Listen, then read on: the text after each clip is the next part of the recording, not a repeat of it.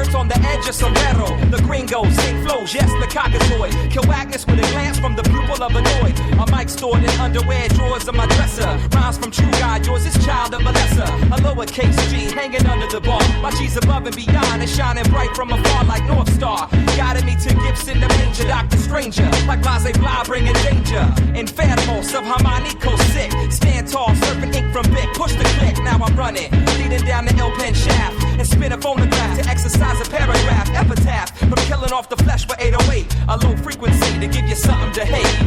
We tie words uptight with lasso. With art from the soul, Pablo Picasso. And paintbrush in my... Hey, what's up, guys? It's Stephen Hughes, host of the new show that I'm going to be hosting since the Major League Baseball season is over. It's NBA Weekly here on October 10th. It's 8:30 here in the West Coast. It is 11:30 over there in the East Coast. Obviously, the prayers and thoughts are going out to the people affected in the Hurricane Sandy problem. We got some big news around the association, pretty much. I got three people who are going to be calling in talking about what to expect this NBA season as it is kicked off today with 3 games. Dallas against LA, which is currently on right now. Washington, Cleveland, and obviously the big game of the night, Boston and Miami. Pretty much we're gonna go straight to Boston, Miami in just a sec with my first caller, Cameron Sadeghi from the Cameron Sadeghi Show. He does very good in his shows. He'll be my first caller. We'll also be talking about some problems in Indiana with Danny Granger being out indefinitely. Going back to Hurricane Sandy, the Knicks-Nets game will be played at the Barclays Center in Brooklyn as planned. And just go straight to the game, the big game that was in South Beach, Boston and Miami. Miami gets the win, 120-107, and let's get him on the line right now. And Cameron, you are on the show on the first edition of NBA Weekly. Thanks, I'm proud to be here on the first edition. Hope your show does well, and what's the first question you got for me today? Well, this wasn't really surprising. He really dominated in this game. You got Ray Allen off the bench, you former Celtic, got 19 points off the bench. Pretty much the main contributors did contribute for the Miami Heat. Dwayne Wade with 29 points, LeBron with 26 points and 10 rebounds. Chris Bosh also with 10 rebounds, both 19 points. Pretty much, are we expecting this from mostly every game from the Miami Heat, especially also from Ray Allen who had the 19, then Rashard Lewis, 2 pickups in the offseason with 10 points? I'm going to be honest, I think Ray Allen is, I don't want to say this is a fluke, but you're not going to really see this as much as we get in the late grind of the season. The one thing I can take away from this is how well Miami moved the basketball laterally. They really broke down the Celtics defense, which I was really surprised that the Boston Celtics defense lacked the principles tonight. They really didn't do well defensively. They didn't really help that well. I'm going to be quite honest with you. I thought this game was not going to be high scoring. I thought this was going to be high 80s, low 90s.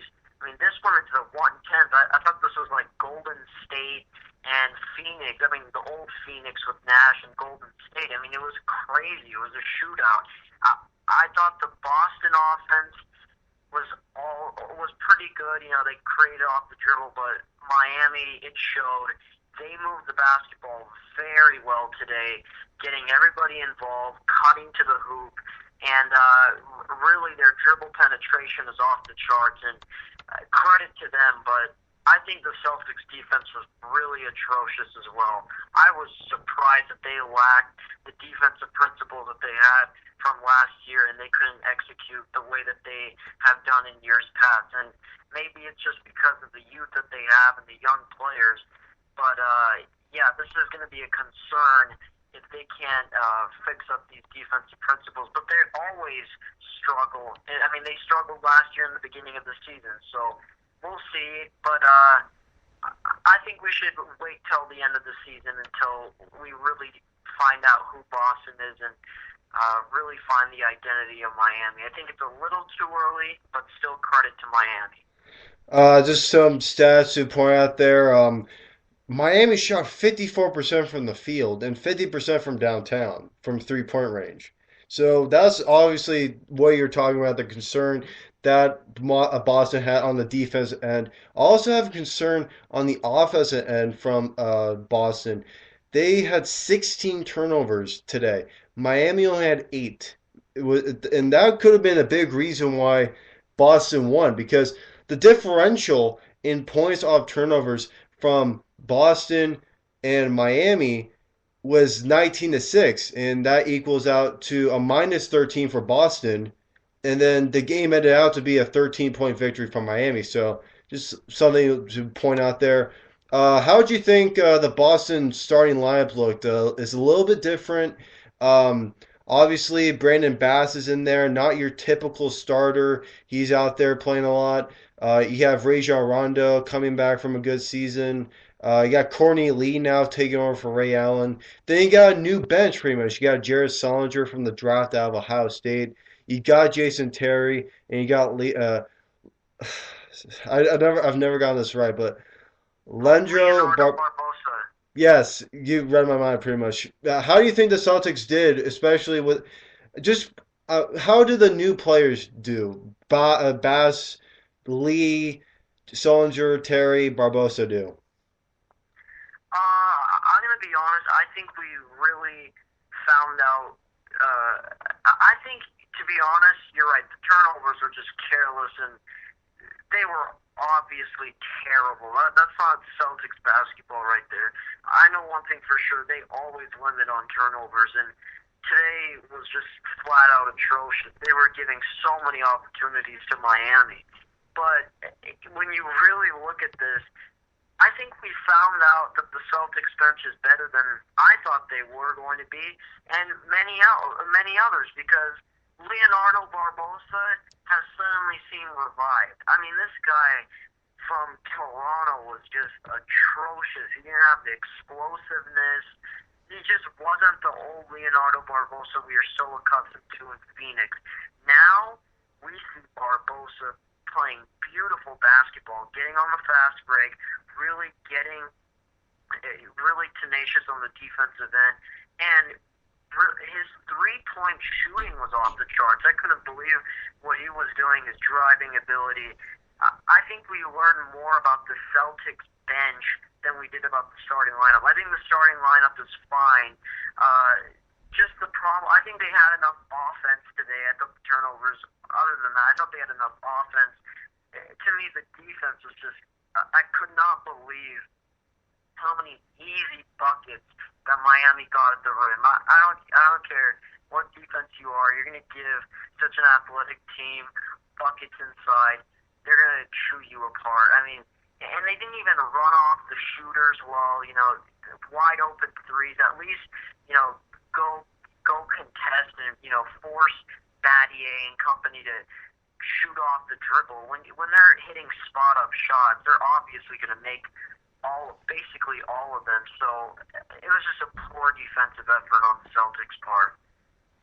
Yeah, it's obviously the stats I talked to you about with 54 points from the 54% from the field. That's how good the Heat were. Just shooting wise, they're 43-79. That's not good for the defense, especially for the Celtics. That's really unheard of. Like I think that the loss of Ray Allen in the shooting guard spot now, taken over by Courtney Lee, kind of hurt Boston and set them back on the offensive side and the defensive side. I know Barbosa had a great game. He was perfect from downtown, 3 for 3. 16 minutes he was in the game. He got 16 points. And that's what we are expecting to see. I'm thinking that Doc Rivers' plan for the shooting guard spot, we're gonna have a split. We're gonna have some split time with Courtney Lee out there, and then with Barbosa out there. Obviously, with the game that Barbosa had, Courtney Lee also had a good game. He was 5 of 6 from the field.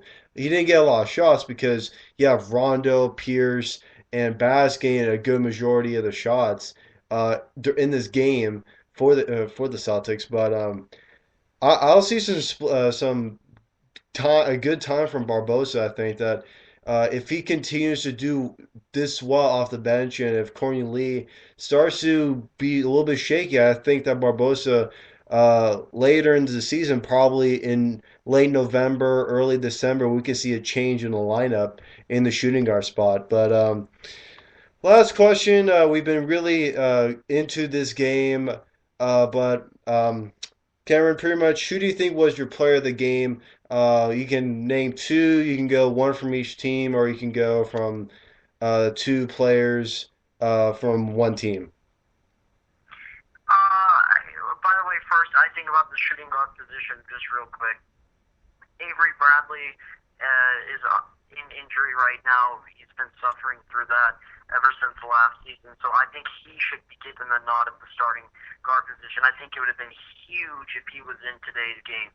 He'd have been huge defensively and offensively. But getting back to your point, I think for player of the game, wow, that's really hard. I want to just say everyone on Miami because of the team effort that they put. But again, and I know this is obvious, but LeBron James, and it's amazing what this guy does just on every single phase of the floor. I mean, this guy, rebounding-wise, defensive-wise, he really, even though Pierce got a lot of shots today, a lot of good looks, he created big-time plays, and James, he's always finding a way to make the right basketball play, not forcing the issue, really doing a solid job on his part. I thought today was just a valiant effort on his part. And yes, I know he was taken out of the game early, but the numbers show and his play always shows. He just makes everyone better.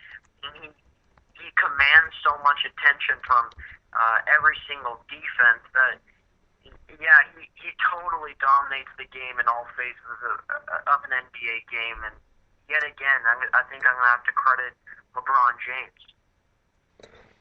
That's true. I think LeBron James did the best effort. A lot of people think points are the main reason why a player of the game is selected. Dwayne Wade had a game-leading 29 points in this game for the Heat. From the Celtics side, I think that Rondo was the main person. He always has a double-double, seems like, especially with his spectacular passing. And Cameron, I want to thank you for being on my show. Always great insight from a team perspective, a game perspective, and from a sports perspective. Any final words? No. Thanks for letting me on, and have a great show. Thank you, Cameron. Please tune into his show, the Cameron Sadeghi Show. Whenever it's on, or if it's on the previous episode page, you should tune into it. He has, like I said, insight on sports games, very important games from a lot of sports. So since Major League Baseball has ended, it's going to be more NBA and NFL type games. But everybody's happy that the NBA is starting. So when we come back, I'm going to get my second caller of the show in. I'm going to bring in Sam Rosen from Sam's Situation. Bring him in, and we're going to be talking about predictions. He's going to give me his top three from the Eastern Conference and Western Conference, and predictions of who's going to the NBA Finals and who's going to win the Finals. Also, I'll give you a hint. It's not the team that James Harden is on right now. Think about it. We'll be coming back to the NBA Weekly Show here on Spreaker.com. In affiliation with Spreaker.com, the national sports radio station I'm a part of. So, all right. I'll see you guys in 30 seconds, and we'll get my caller in. My G's above and beyond.